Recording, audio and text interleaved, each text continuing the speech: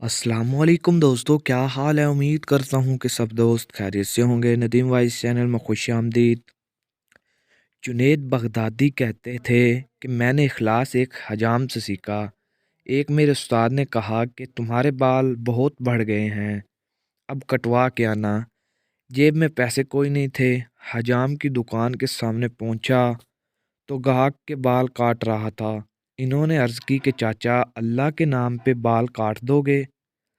ये सुनते ही हजाम ने ग्राहक को साइड पर किया और कहने लगा, पैसों के लिए तो रोज काटता हूँ, अल्लाह के लिए आज कोई आया है। अब इनका सर चूम के कुर्सी पर बिठाया, रोते जाते और बाल काटते जाते। हजरत जुनैद बगदादी ने सोचा कि जिंदगी में जब कभी पैसे हुए तो इनको जरूर कुछ दूंगा। अरसा गुजर गया, ये बड़े सूफी पर रुख बन गए। एक दिन मिलने के लिए गए, वाकया याद दिलाया और कुछ रकम पेश की तो हजाम कहने लगा, जुनैद तू इतना बड़ा सूफी हो गया है, तुझे इतना नहीं पता चला कि जो काम अल्लाह के लिए किया जाए इसका बदला मखलूक से नहीं लेते। मजीद वीडियो के लिए मेरे चैनल को सब्सक्राइब करें। वीडियो अच्छी लगे